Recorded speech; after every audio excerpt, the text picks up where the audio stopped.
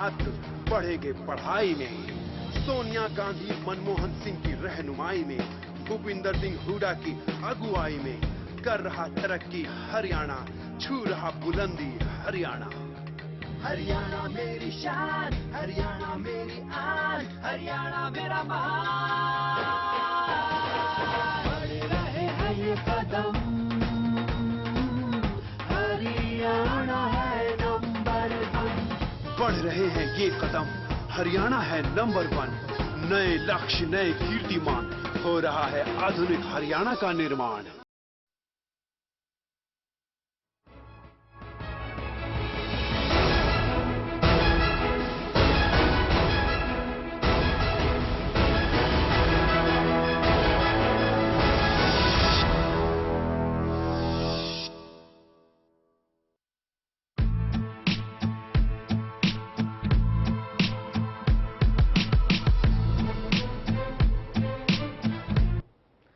नमस्कार, मैं हूं नेहा माहेश्वरी और आप देख रहे हैं सियासत में आज हम बात करेंगे घाटी में बढ़ते तनाव पर और फिदायीन हमलों पर। सबसे पहले अब तक की सुर्खियां।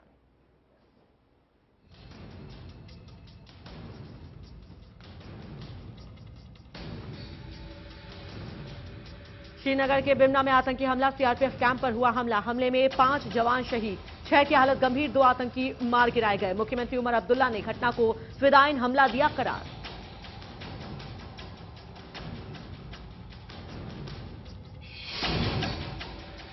इटली के 2 मरीनों के भारत नहीं लौटने पर सरकार का कड़ा रुख। प्रधानमंत्री मनमोहन सिंह ने कहा, परिणाम भुगतने के लिए तैयार रहे इटली। विपक्ष ने सरकार को असहाय दिया करार।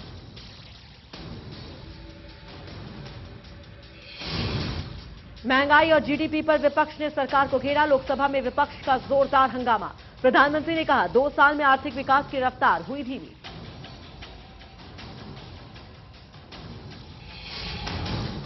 चौपा घोटाले में सीबीआई ने किया पूर्व एयर चीफ समेत 12 लोगों पर केस दर्ज। घोटाले को लेकर सीबीआई कर रही है 14 ठिकानों पर छापेमारी। और चीनी ड्रैगन की नई चाल, डीआरडीओ पर किया सबसे बड़ा साइबर हमला। सुरक्षा और मिसाइल से जुड़ी जानकारियों की चोरी।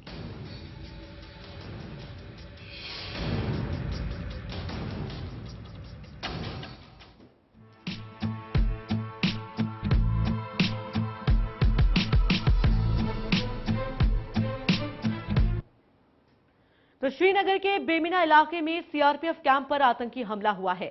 इस हमले में 5 जवान शहीद हो गए जबकि 6 जवान जख्मी हो गए। इस हमले में सीआरपीएफ के जवानों ने दोनों आतंकियों को मार गिराया है। सुरक्षाकर्मियों ने पूरे इलाके को घेर लिया। पुलिस, पब्लिक स्कूल और सीआरपीएफ बैंकर पर आतंकवादियों ने हमला किया था। बताया जा रहा है कि ये फिदायीन हमलावर सीआरपीएफ कैंप में घुस गए और गोलियां चलानी शुरू कर दी। श्रीनगर के बेमीना में सीआरपीएफ कैंप पर आतंकियों ने हमला बोल दिया, जिसमें जीआरपीएफ के 5 जवान शहीद हो गए और 7 जवान घायल हो गए। इनमें से 2 की हालत गंभीर बनी हुई है। आतंकियों ने हथगोले दागे और जबरदस्त फायरिंग की। हालांकि जवाबी कार्रवाई में सीमा पार से आए दोनों आतंकियों को सुरक्षा बलों ने ढेर कर दिया। सीआरपीएफ के कैंप पर हमला करने के बाद आतंकी पास के ही स्कूल में छिप गए। इसके बाद सीआरपीएफ के जवानों ने स्कूल को चारों ओर से घेर लिया। करीब 1 घंटे चली मुठभेड़ में सीआरपीएफ ने दोनों आतंकियों को मार गिराया। एक सीआरपीएफ की जो अटैचमेंट थी उन पे एक मिलिटेंट हमला हुआ। मिलिटेंट हमले के दौरान 5 सीआरपीएफ के जवान शहादत पा गए और 4 से 5 सीआरपी के जवान जख्मी हुए। 3 सिविलियन भी इस हमले में जख्मी हुए हैं, 2 गोलियों से, एक सिविलियन इंजरी से। तीनों सिविलियंस को एसएमएचएस अस्पताल पहुंचाया गया है। मेरी जानकारी है कि वो तीनों खतरे से बाहर हैं। ये फिदायीन हमला था और इस हमले में 2 मिलिटेंट जो थे उन्होंने ये हमला किया, दोनों मिलिटेंटों को। वहीं किसी और आतंकी के होने की आशंका को देखते हुए सुरक्षा बलों का पूरे इलाके में सर्च अभियान जारी है। इसके साथ ही पूरे इलाके को सील कर दिया गया है। बताया जा रहा है कि सीआरपीएफ के जवान क्रिकेट खेल रहे थे, जहां क्रिकेट किट में हथियार लेकर आए आतंकियों ने अचानक फायरिंग शुरू कर दी, जिसमें 5 जवानों की मौके पर ही मौत हो गई। सूत्रों की माने तो इस हमले के पीछे आतंकी संगठन लश्कर-ए-तोयबा का हाथ है। किसी किस्म के वायलेंस को हम कंडेम करते हैं और ये जो अटैक हुआ है जिसमें अभी डिटेल्स नहीं आ रही, हम चैनल्स पे ही देख रहे हैं, शायद 4 या 5 जो है सीआरपीएफ के जवान जो है मारे गए हैं। बहुत बुरा है और हमारा ये मानना है कि कोई भी बंदूक हो, चाहे यहाँ की हो या वहाँ की हो, वायलेंस किसी चीज का हल नहीं है और ये नहीं होना चाहिए। संसद हमले के मास्टरमाइंड अफजल गुरु को फांसी देने के 1 महीने के अंदर 2 आतंकी हमले से देश दहल गया है। वहीं अफजल गुरु की फांसी के बाद से ही जम्मू कश्मीर में काफी तनाव बना हुआ है और आखिरकार आज आतंकी अपने मंसूबों में कामयाब हो ही गए, जो देश की सुरक्षा व्यवस्था पर कई सवाल खड़े कर रहा है। Bureau report, channel 1 news. तो बिल्कुल 2 आतंकवादी ढेर हुए हैं, फिलहाल हमला हुआ है। फिलहाल पूरी जानकारी के साथ सीधे जम्मू कश्मीर से हमारे साथ फोन लाइन पर जुड़ गए हैं चैनल 1 न्यूज संवाददाता सैयद तजम्मुल, और साथ ही साथ इस मुद्दे पर चर्चा करने के लिए हमारे साथ स्टूडियो में मौजूद हैं चैनल 1 न्यूज की पॉलिटिकल एडिटर अग्निमा दुबे जी। उनसे भी करेंगे चर्चा, लेकिन सबसे पहले सैयद से जानते हैं कि इस समय वहां पर हालात किस तरह के हैं। सैयद, क्या कुछ अपडेट आपके पास?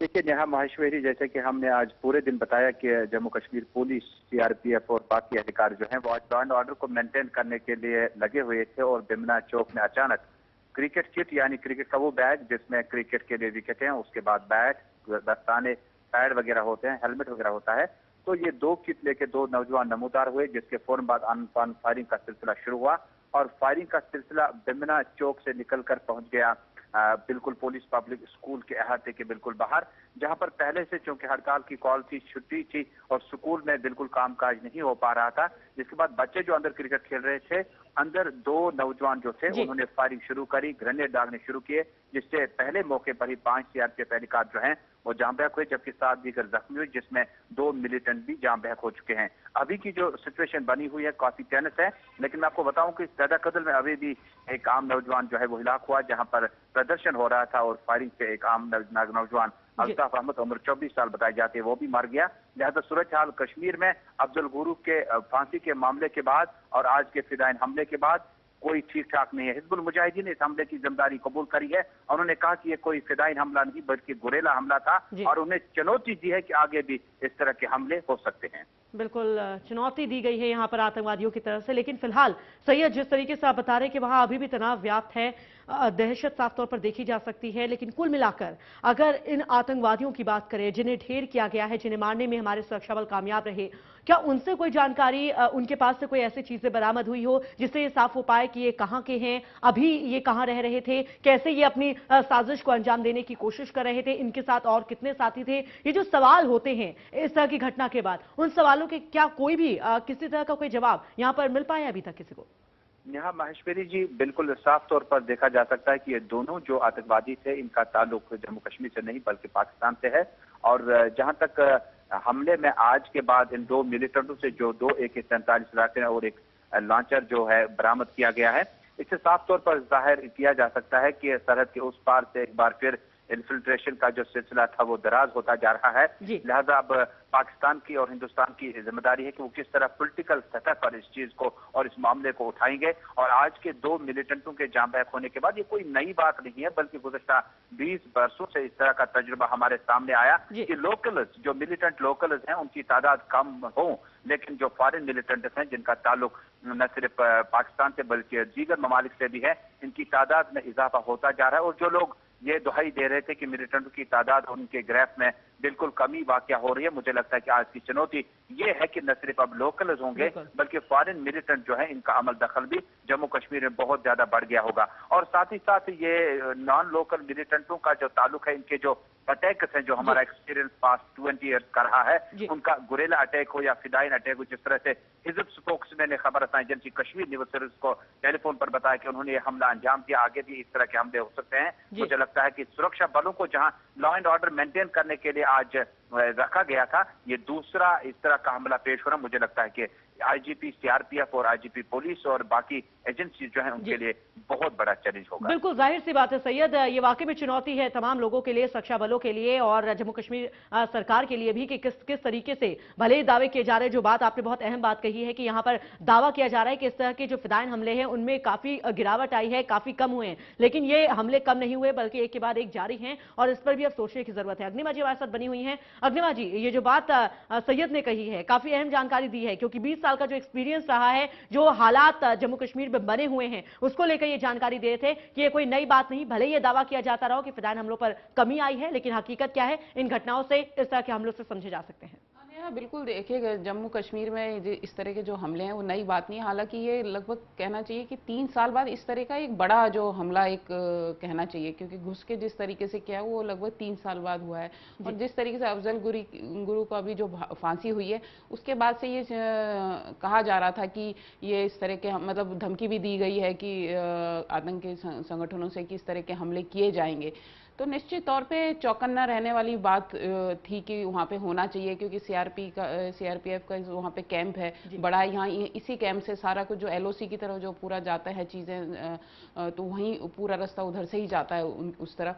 तो ऐसे में ये हमला अपने आप में, क्योंकि जो जम्मू का आपको बताया अभी कि जो श्रीनगर में अलग ही एक और बहस चल रही है, काफ़ी समय से चल रही है कि जो वहाँ पे आर्म फोर्सेस का जो उनका स्पेशल पावर्स है एक्ट है उसको हटाने की बात चल रही है। आप देख रहे हैं कि किस तरीके से उनके जो विधानसभा में हंगामा हो रहे हैं, स्थिति वहाँ पे काफ़ी खराब हो गई है दोबारा से, ये निश्चित है। और अभी जैसे सर्दियों में तो वो इन्फिल्ट्रेशन कम हो जाता है, लेकिन अब जैसे जैसे गर्मियाँ आ रही हैं तो इन्फिल्ट्रेशन की भी कोशिश होती है। और जैसा अभी अपने संवाददाता बता रहे थे कि अभी हाल ही में फिर ऐसे इन्फिल्ट्रेशन हुआ है। तो निश्चित तौर पे श्रीनगर या कहें कि जम्मू कश्मीर को लेकर एक बहुत चिंता की बात है। और क्योंकि एक प्रेशर जो इसका कहना चाहिए कि सेना पे ये रहता है कि वहाँ पे ह्यूमन राइट वाला भी मसला आ जाता है, फिर ये आपके स्पेशल पावर एक्ट हटाने की बात चल रही है वहाँ पे, उसका एक दबाव है। और जो अब अफजल गुरु वाला मसला जो आ गया है उसके कारण एक कहना चाहिए कि आप भविष्य में और देख सकते हैं इस तरह के हमले। बिल्कुल, लेकिन अग्निमा जी इस तरह की दिक्कतें तो जम्मू कश्मीर में बनी हुई हैं, लेकिन बड़ा सवाल यह है, जो बात सैयद ने अपने जवाब की शुरुआत में कही थी कि ये जो हमला हुआ है ये सीधे तौर पर चुनौती है, ये फिदायन हमला नहीं बल्कि गोरिल्ला अटैक है। और ये चुनौती देने की कोशिश की गई है कि हम आपके इलाके में आ रहे हैं, सीआरपीएफ कैंप में आ रहे हैं, क्या बिगाड़ सकते हैं, क्या कर सकते हैं और हम आपका क्या कर सकते हैं। ये जो एक मैसेज यहाँ पर ये आतंकवादी देने की कोशिश कर रहे थे, इसे सरकार लेकर संजीदा है, क्योंकि कहीं ना कहीं इसे समझने की जरूरत है। अफजल गुरु को फांसी दिए जाने के बाद इस तरह की घटनाओं में बढ़ोतरी हो रही है, जो कि चिंता का विषय है। हाँ बिल्कुल, देखिए आप आए दिन देख रहे हैं अफजल गुरु को लेके वहाँ पे श्रीनगर में और पूरे कहें कि कश्मीर में प्रदर्शन हुए थे अब उस वक्त। और ये भी हो रहा है कि लाश आज ही जैसा बताया कि वहाँ पे बंद था, इसको लेकर स्ट्राइक थी। इसी कारण से आज स्कूल भी नहीं, जहाँ पे ये कैंप था उसके अंदर स्कूल जहाँ थे वहाँ स्कूल चल रहा होता, लेकिन आज वो स्कूल बंद था। लेकिन ये है कि टारगेट में जो बच्चे खेल रहे थे वहाँ पे, जैसे कि आया क्रिकेट, वो जरूर निशाने पर नहीं थे, कैंप ही था। शायद बचने की कोशिश करी आतंकवादियों ने कि बच्चों पे हम हमला नहीं करें। तो ये सबसे बड़ी बात है कि इतना सुरक्षा का इंतजाम फिर वहीं पे घूम फिर के आती है कि जब इतना अलर्ट है सब चीज़ों को, तो वो बच्चों का भी किसी भी वेश में कोई भी कहीं भी घुस सकता है। तो क्या उनकी चेकिंग नहीं की गई, किस तरीके से ग्राउंड से गए या कहां से स्कूल से घुस के गए, या पूरा ये सब सोचने वाली विषय की बात है। बिल्कुल बिल्कुल अग्निमा जी, बहुत वाजिब सवाल आपने उठाया। हमारे साथ सैयद लगातार बने हुए हैं। सैयद, ये सवाल जरूर उठता है कि आखिर सीआरपीएफ कैंप तक ये दोनों आतंकवादी पहुंचे कैसे, उनका मार्ग क्या था, कहां से उन्हें ये तमाम सहूलियत मिली, कैसे वो अंदर घुसे। ये सवाल का जवाब मैं ब्रेक के वापस आने के बाद मैं आपसे जानूंगी, लेकिन यहां पर रुकेंगे एक छोटे से ब्रेक के लिए, जल्द हाजिर होते हैं।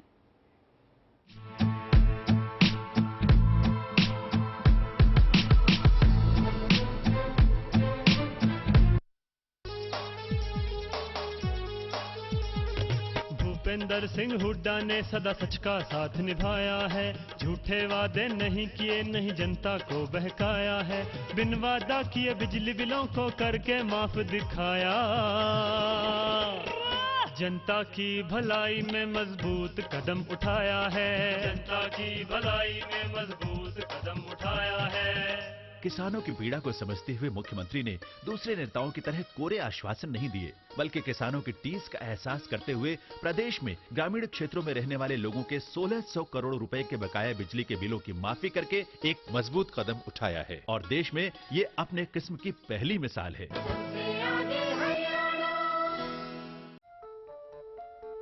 क्या आप कुछ छुपा तो नहीं रहे? Property transaction, cash deposit,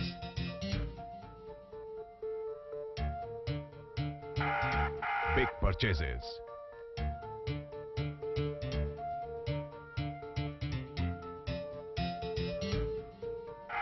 purchase of shares, bonds and debentures. कुछ छुपाइए नहीं, क्योंकि हम सब जानते हैं। आयकर विभाग के नोटिस का इंतजार मत करिए, भरिए अपना एडवांस टैक्स ईमानदारी से इस महीने की 15 तारीख तक और बनिए भागीदार देश की प्रगति में।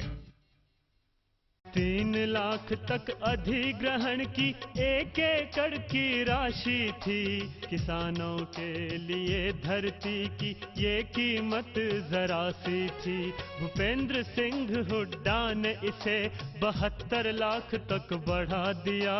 33 साल तक दे रॉयल्टी, किसान शिखर पे चढ़ा दिया। 33 साल तक देकर रॉयल्टी, किसान शिखर पे चढ़ा दिया। वर्तमान हरियाणा सरकार के आने से पहले किसान भाइयों की जमीन का अधिग्रहण कौड़ियों के भाव लगभग 2 से 3 लाख रुपए प्रति एकड़ के हिसाब से किया जाता था। माननीय मुख्यमंत्री श्री भूपेंद्र सिंह हुड्डा ने पूरे प्रदेश में जमीनों के न्यूनतम फ्लोर रेट निर्धारित किए और प्रदेश में कुल 6 जोन बनाए गए, जिसके अनुसार प्रदेश के किसानों को भूमि अधिग्रहण के बदले 21,60,000 से लेकर 72 लाख रुपए तक प्रति एकड़ मुआवजे के रूप में मिल रहे हैं। इतना ही नहीं, किसानों को मुआवजे के साथ साथ 21,000 रुपए प्रति एकड़ हर साल 33 सालों तक रॉयल्टी भी मिलेगी, जिसमें 750 रुपए प्रति वर्ष की बढ़ोतरी भी होगी। और यदि किसान की भूमि का SEZ और टेक्नोलॉजी पार्क के लिए अधिग्रहण किया जाएगा तो रॉयल्टी की राशि 42,000 रुपए प्रति एकड़ 33 सालों तक मिलेगी, जिसमें 1,500 रुपए की प्रति वर्ष बढ़ोतरी होगी। विकास की प्रक्रिया में किसानों को भागीदार बनाने के लिए अब हमने लैंड पूलिंग जैसी अनूठी स्कीम बनाई है। इस स्कीम में यह इंतजाम किया गया है कि जिस किसान की भूमि का अधिग्रहण होता है वह या तो मुआवजा ले सकता है या मुआवजे की एवज में विकसित भूमि ले सकता है।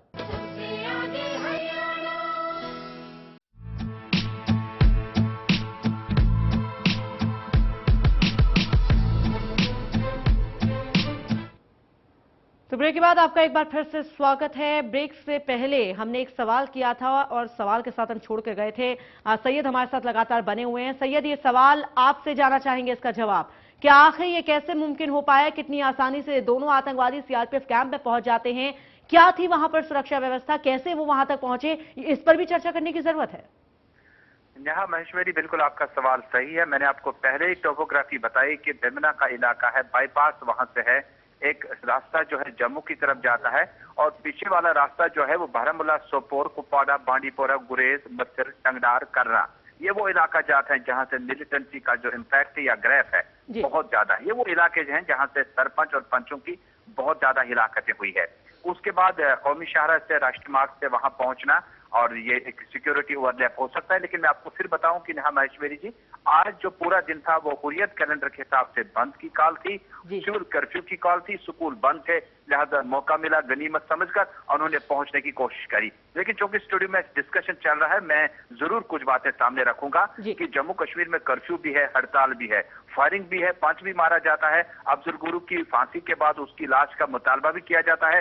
चीफ मिनिस्टर भी लाश मांगने के लिए बेताब हैं। अपोजिशन की लीडर महबूबा मुफ्ती भी कहती है, उसके बाद हुर्रियत कांस के लीडरान भी कहते हैं, इलेक्टोरल अटेंडेंस भी सामने है। फिर कैसे जम्मू कश्मीर में सब कुछ ठीक ठाक है? मुझे लगता है कि पॉलिटिकली कुछ चीज एड्रेस करने की जरूरत है। मुझे लगता है कि मरकज को जम्मू कश्मीर की सरकार यहाँ के लीडरान के साथ बैठकर कोई ना कोई जरूर रास्ता तलाश करना होगा, तब जाके ऐसे मौके जो हैं वो उनको रोका जा सकता है। हमारा टूरिज्म कैलेंडर शुरू हो चुका है। वेस्ट बंगाल से, मुंबई से, महाराष्ट्र से, चंडीगढ़ से हमारे मेहमान जो हैं वो वारिद वादी होंगे। उनका ख्याल, उनका एहतराम भी रखना होगा और साथ ही साथ हड़ताल, कर्फ्यू, अफजल गुरु, कामरान, अभी जो नौजवान मैंने आपको बताया कि श्रीनगर में मारा गया जो प्रदर्शन कर रहा था, मुझे लगता है इन तमाम चीजों को एक एड्रेस करने की जरूरत है पॉलिटिकल सतह पर, जो कि आपसे बेहतर और आपके साथ बैठी एनालिस्ट जो हमारी मौजूद हैं, मुझे लगता है कि जरूर मेरा सवाल उनसे होगा कि पॉलिटिकली क्या हिंदुस्तान ने जम्मू कश्मीर के मसले के हवाले से दीगर कंट्रीज को एतमाद में लेकर, यहाँ की सरकार को एतमाद में लेकर कभी कभार उन्होंने पहल करी, या उन्होंने कहा कि सब कुछ ठीक ठाक है, 7 दिन कर्फ्यू लगाओ, 8वें दिन लोग खुद ब खुद वोट डालने जाएंगे। मुझे लगता है लोगों के सेंटिमेंट्स का भी थोड़ा सा एहतराम करना बिल्कुल सही है जो आपने सवाल किया है। क्या कहेंगे अग्निमा जी आप? अग्निमा सॉरी नेहा, मैं ये कहूंगी कि जो जम्मू कश्मीर का मसला है वो सही कह रहे हैं कि एक तरफ पाकिस्तान के कारण उलझा हुआ है, दूसरी तरफ जो सेंट्रल गवर्नमेंट की पॉलिसी है वो किस तरीके से आगे बढ़ रही है, और जम्मू कश्मीर के जो लोग हैं वो किस तरीके से सोचते हैं, वहाँ भी अलग अलग तरीके से चीज़ों को आगे बढ़ रही है राजनीति सबके। कांग्रेस का अलग अपना वो रहता है, पीडीपी है, फिर आपके नेशनल कॉन्फ्रेंस है। ऐसे में एक फैसला करना या एक नीति के साथ आगे बढ़ना बहुत डिफिकल्ट लग रहा है, और इसी कारण से ये जो सारी स्थिति है जम्मू कश्मीर की पूरी ऐसे हो गई है कि किस दिशा में जम्मू कश्मीर की समस्याओं को सुलझाया जाए वो बहुत मुश्किल हो रहा है। बीच में आपने देखा होगा कि यहाँ से लोग जाते थे, रिपोर्ट्स भी सरकार ने ली है कि किस तरीके से इस चीज़ों को सुलझाया जाए, तो वो कोई हल नहीं नज़र आ रहा है इसका, क्योंकि जम्मू कश्मीर के लोग और ज़्यादा स्वायत्तता की बात करते हैं। पाकिस्तान का वहाँ से वो अगर इतनी स्वायत्तता दे भी देंगे, लेकिन पाकिस्तान की ओर से इन्फिल्ट्रेशन जारी रहेगा, आतंक, क्योंकि उनकी पॉलिसी भारत के ये है कि आप जिसे कहते हैं कि आतंकवाद के जरिए अपने उसमें कश्मीर में वो पूरी अस्थिरता करें, तो वो पॉलिसी जब तक चेंज नहीं होगी कश्मीर कैसे शांत हो सकता है। और केंद्र सरकार के साथ समस्या यह है कि पाकिस्तान के साथ वो एग्रेसिव कैसे हो, क्या एग्रेसिव होकर पाकिस्तान के साथ सॉल्यूशन निकल सकता है, वो बिल्कुल रास्ता आपने दिख नहीं रहा है। आपने देखा कि किस तरीके से एलओसी में सैनिकों को मारा था, तो बहुत सारे ऐसे मसले हैं। और अभी जैसे कि पहले मैंने जिक्र किया कि जो स्पेशल पावर्स एक्ट है उसको लेके भी कश्मीर में एक कहना चाहिए बहुत विरोध है। वो लोग चाहते हैं कि इसको एक्ट को हटाया जाए और केवल जो सेना है वो बॉर्डर पे रहे और जो पुलिस है वो देखे कश्मीर की व्यवस्था को। उनका कहना है कि आतंकवाद इसलिए भी बढ़ रहा है क्योंकि वहाँ पे सेनाओं को हटाने की बात हो रही है, लेकिन केंद्र सरकार की मुश्किल ये है कि हटाएगी तो फिर सुरक्षा की चीज की व्यवस्था कैसे प्रॉपर कर पाएगी। तो बहुत मसले हैं और हमारे संवाददाता हैं वो बताएंगे कि किस तरीके से आर्म फोर्स को लेके क्या वहाँ पे किस तरह की दिक्कतें महसूस हो रही हैं। बिल्कुल सैयद, क्या कहेंगे आप, आर्म फोर्स को लेकर किस तरह की दिक्कतें वहाँ झेलनी पड़ रही हैं जनता को? देखिए, जहां तक आर्मर्ड पावर स्पेशल एक्ट की बात करें, इसमें ये चीज नहीं है कि जम्मू कश्मीर पुलिस को ही इख्तियार दिए जाएं कि वो कश्मीर घाटी पे कंट्रोल संभालें, जबकि बॉर्डर इलाकों में बॉर्डर सिक्योरिटी फोर्स और आर्मी वहां पर रखें, बल्कि उसका मफहूम और मकसद जो है वो एक फौज को एक खुसूसी इख्तियार दिए जाते हैं। अगर उन्हें किसी जगह पर अंधेरे में या दिन के उजाले में किसी भी शख्स पे शक हो तो उस पर फायर कर सकते हैं। ये armoured power special power act में एक खास बात है जो आर्मी इस्तेमाल करती है। मैं आपको बताऊं कि एक लाइव एग्जांपल, जब रियासती वज़ीर आला उमर अब्दुल्ला ने मुश्किल हालात में वज़ीर आला बनने का बोझ उठाया, उस वक्त जो पहली किलिंग हुई थी वो उनकी रिहाइशगाह के बिल्कुल बाहर हुई थी, जब एक मशकूक हालत में एक गूंगे बहरे को देखा गया, उस पर फायर हुआ, जिसके बाद तमाम लोगों ने एहतजाज किया, कहा कि इस आवाज की अब जरूरत ज्यादा बढ़ गई है कि आर्मर्ड पावर स्पेशल एक्ट को जो है उसको थोड़ा सा यहाँ से मनसूख किया जाए। और जो पीडीपी का सेल्फ रूल का फार्मूला है या लीडरान का जो इस वक्त तजिया है वो ये है कि फौज ने मिलिटेंसी के खिलाफ जितना काम किया, बहुत ज्यादा काम किया, उन्हें बैरकू में वापस जाना चाहिए, बल्कि जो कैपिटल सिटीज हैं वहां से सिर्फ सीआरपीएफ को भी साइडलाइन करके जम्मू कश्मीर पुलिस को ही वहां पर तैनात किया जाए, तब जाके हालात बेहतर हो सकते हैं। लेकिन जम्मू कश्मीर में मैंने आपको पहले भी जिक्र किया कि जम्मू कश्मीर में सब कुछ ठीक ठाक नहीं है, लेकिन एक पार्लियामेंट हाउस से एक बड़ी प्रेस कॉन्फ्रेंस से ये बयान देना कि जम्मू कश्मीर की आवाम ने इतने परसेंटेज के साथ वोट डाला हुआ है, लिहाजा वो अपना तकदीर का फैसला जो है कर चुके हैं। आखिर एक आदमी जो आज की डेट में जम्मू कश्मीर का नौजवान जो है वो पत्थर उठाकर कुछ कह रहा है, कुछ लोग बंदूक उठाकर कह रहे हैं, कुछ लोग सुरक्षा। बिल्कुल बिल्कुल सैयद, बहुत वाजिब बात आपने यहाँ पर कही है कि किस तरीके से जो जम्मू कश्मीर के लोग हैं वो बेहद परेशान हैं और यहाँ पर समझने की जरूरत सरकार को भी है। पूरी तरह से उलझे हुए हैं, सरकार अपने मसलों में उलझी हुई है, लेकिन जनता की आवाज कौन सुने, कौन बदलाव लाएगा, कैसे बदलाव आएगा जम्मू कश्मीर में, कैसे हालात सुधरेंगे वहां पर, कब इस तरह की घटनाओं पर रोक लगेगी, ये सबसे बड़ी बात है। बहरहाल सैयद, आपका बहुत बहुत शुक्रिया इस तमाम जानकारी के लिए और अग्निमा जी आपका भी बहुत बहुत शुक्रिया हमारे साथ इस चर्चा में जुड़ने के लिए।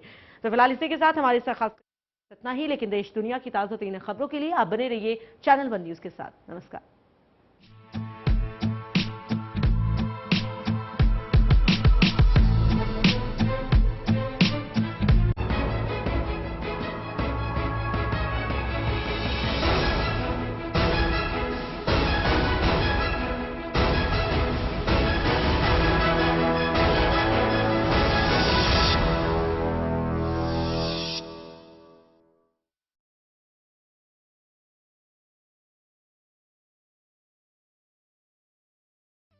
सुनो रे सुनो सुनो रे सुनो सुनो।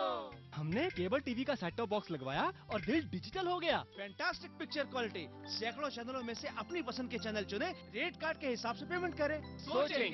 सोचोगे तो सोचते ही रह जाओगे। 31 मार्च के बाद 15 राज्यों के 38 शहरों में बिना सेटअप बॉक्स के कोई भी केबल टीवी नहीं देख पाएगा।